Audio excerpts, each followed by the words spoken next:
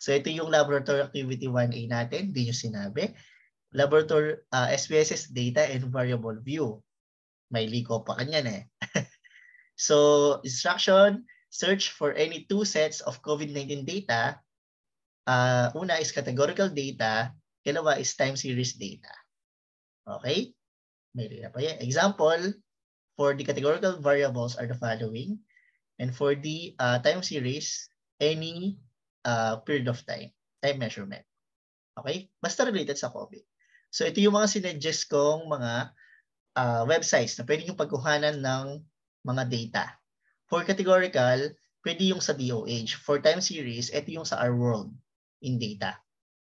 Okay? Or pwedeng manu-manuhin yung bilangin or yung mga updates ng mga pages. Pwede yun, walang problema. Okay? Pwede rin na mag-search kayo ng ibang mga sites. These are just suggestions. Okay? So itong sa DOH data drop, alam nyo ba na yung mga COVID-19 cases sa Pilipinas ay naka-open sila in public? Okay? Yes. You can download them at in this.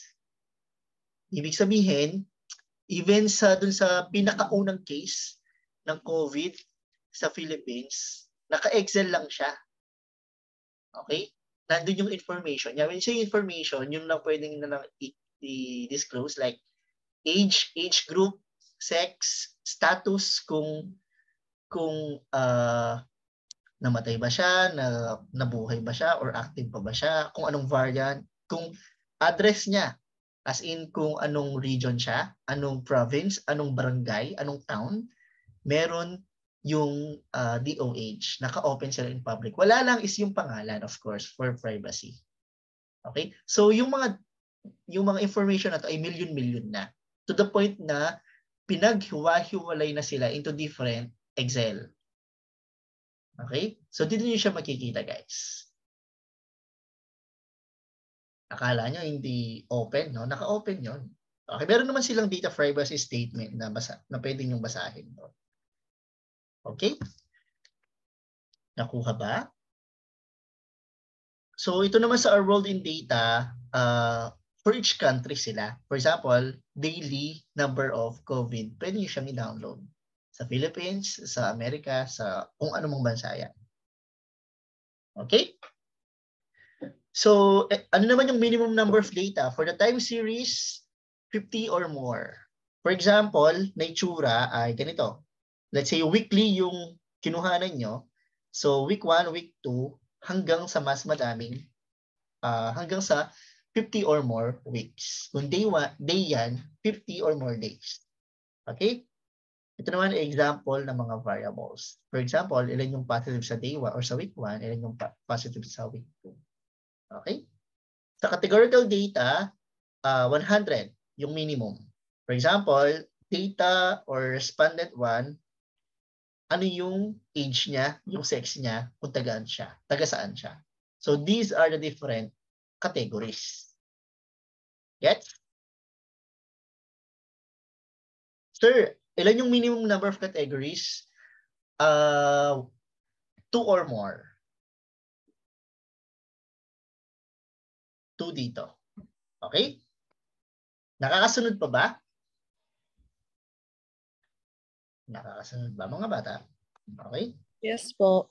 Next, organize your data in Excel so that they are SPSS ready. Okay? Gaya ng ginawa natin kanina, represent natin sila into numerical. Yun yung SPSS ready. So kailangan nyo silang i-organize. Okay? So you may add different sheets because dahil dalawang dataset ang kailangan, so pwedeng magkaibang sheet lang. Magkaibang sheets. Okay? Sa isang Excel file. Baka dalawang Excel file ang gawin nyo. Pagsamahin nyo lang sila into isang Excel file na different sheets. Okay? Then, input nyo sila sa SPSS software. Okay? At i-input nyo sila gaya ng ginawa natin kanina. Of course, kailangan nakaayos pati yung variable view. Then, isi-save nyo yung SPSS data file. o yung .sav. So dalawa yung SPSS data files nyo. Okay? For set A and set B. For categorical and for categorical and continuous. Okay? Ulit. Sa Excel, isang file lang. Sa SPSS, dalawa. Kasi magkaibang dataset. Hindi pwedeng sa isang dataset magkasama yung iba yung itsura nila. Imagine niyo to. Iba yung itsura nitong table na to sa dito. So kapag transfer nyo ito, dapat magkahiwalay sila sa SPSS. Okay? So submit, yun lang. Yun lang yung laboratory 1A. So submit nyo sila into this submission bin. Okay? So our deadline is on 23. September 23. Yung deadline ng laboratory 1A. Our criteria for grading is completeness 20 points, correctness 65, timeliness of submission 10 points. Okay?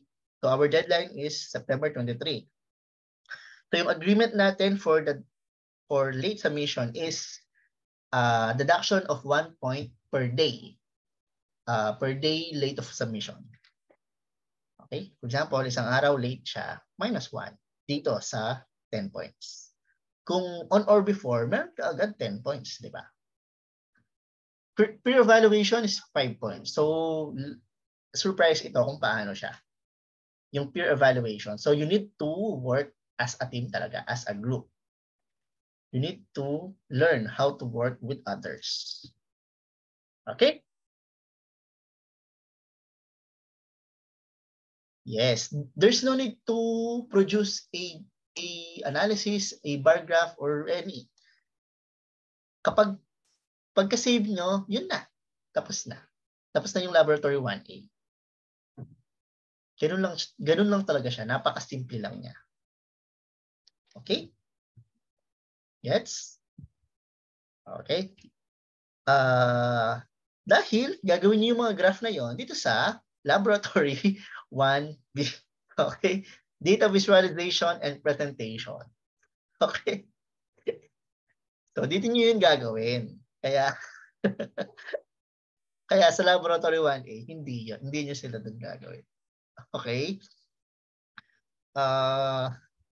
So, for the instruction from the submitted data in laboratory 1A, visualize them using graph, using SPSS software or any other programs. Okay? So, kailangan nyo silang i-visualize or kailangan nyo mag-produce ng mga graphs sa inyong sinubmit na data. Okay? Sir, pwede po bang hindi gamitin yung SPSS? Pwedeng hindi. Pwedeng Excel, pwedeng other softwares or program. Okay? Ito. Pwede kayong mag-add ng data. Di ba, for example, nakapag-submit na kayo ng 23, tapos gagawin nyo pa lang yung laboratory activity 1B.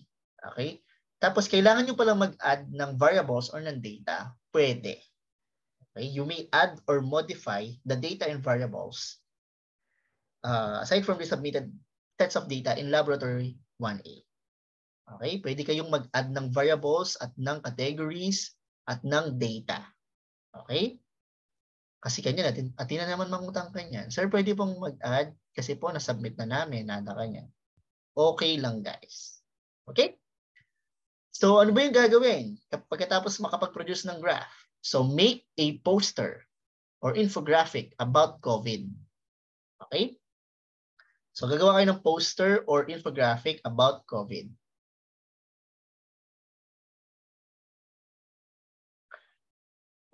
Secret. Secret yung question ni... Sino yun? Wala pa naman. Ano lang yun eh. Yung deadline natin sa 23 is just napakasimple lang, di ba? Mag-input lang ng data. Itong laboratory activity 1B, sa iba yung deadline niya. Anyway, moving on, ang gagawin is a poster or infographic about COVID-19. Okay? And of course, nakafocus siya kung ano yung lugar na kung saan yung data nyo. Anyway, pwede naman hindi. Okay? Isang poster or isang poster lang. Okay? dapat nakafocus yung poster nyo sa mga graphs na ginawa nyo. Okay? Pwedeng mag-add ng icons, ng photos, ng logos, graphics, etc. Pwedeng mag-add ng some discussions, some paragraphs, pero dapat konti lang kasi dapat nakafocus nga sa mga graphs. Okay? So isang poster lang ang isasubmit. Kasi yung iba, ginagawa nilang dalawa. Okay? So sir, di ba magkaiba po yung time series at categorical? Kayong gumawa ng paraan paano nyo gagawin sa isang poster yon. Okay? So di kayo kung same place yung nakuha, yung isasubmit nyo. Okay? Kayo bahala kung ano yung content. At gaano karami ang ilalagay sa poster? Yes. So, mas madami, mas maganda. Okay? Or, kahit sakto lang yung mga number of graphs, pero maganda yung poster.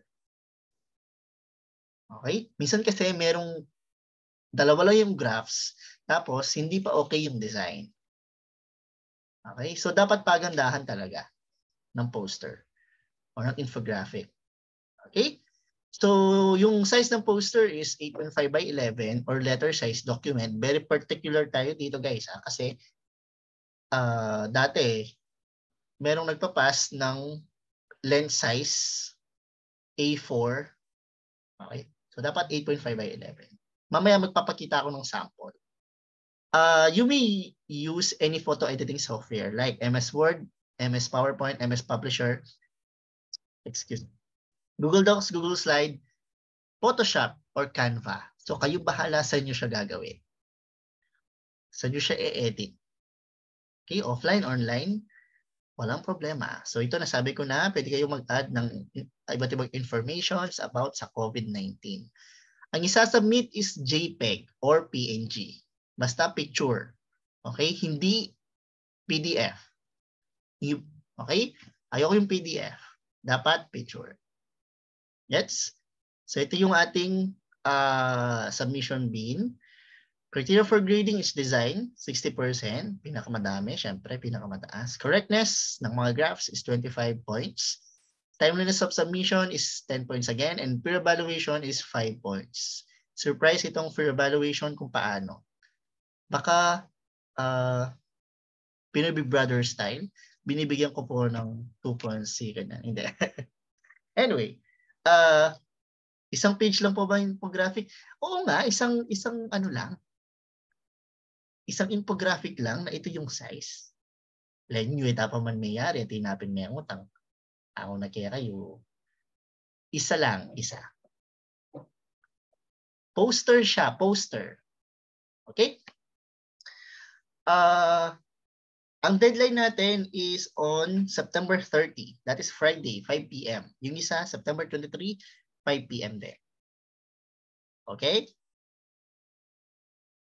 Gets ba, mga bata?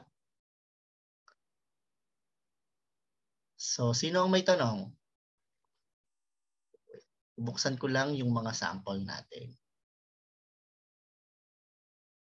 Sino ang may tanong, mga bata?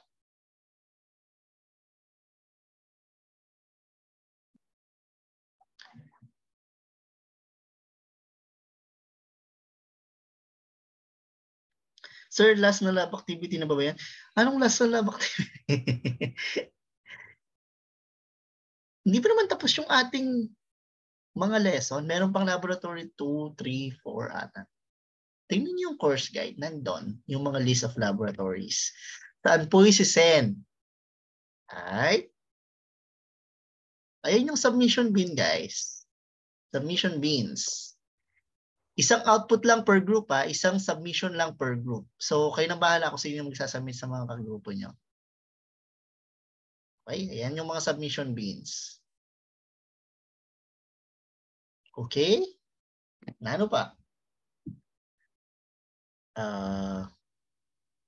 Sino pang may tanong? Sino pang may tanong? Okay. So, ito yung mga sample, guys. Hindi ko pwedeng ipakita ng matagalan. Mabilisan lang, para wala kayong pagdependa. Ayan. Ito yung mga gawa ng mga ate nyo, mga third year and fourth year, pati mga BS Bio. Okay? Kaya kung may ka-close kayo sa kanila, ito yung mga gawa nila. Pagkita ko ng mas maganda, ito maganda. Yan, di ba? Kilala niyo si Ethan Joseph, siya yung nag-submit. Ito din. Right? Ay, pareho lang ata. Ay, ito. Diba? Maganda. Okay? So, yon. May tanong ba? So, yeah. So, yung mga samples natin. Pwede po bang makahinga? Hindi. Sino ang may tanong so far?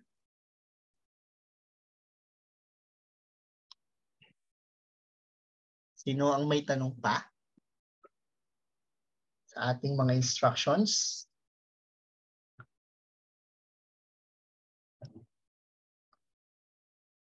Okay. If you don't have any more questions,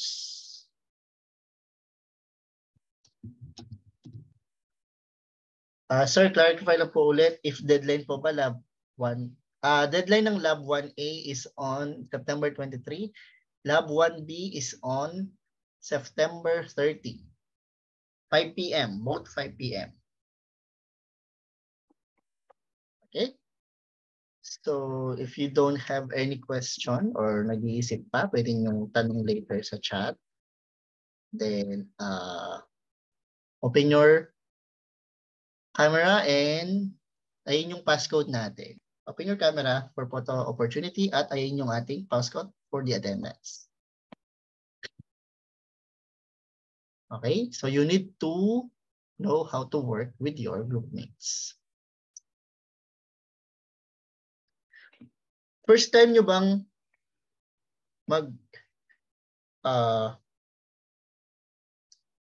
tsura niya akong balbas. Ako pa. Ayan eh. Okay? So first time nyo bang mag-work as a group? Close ko na yung recording.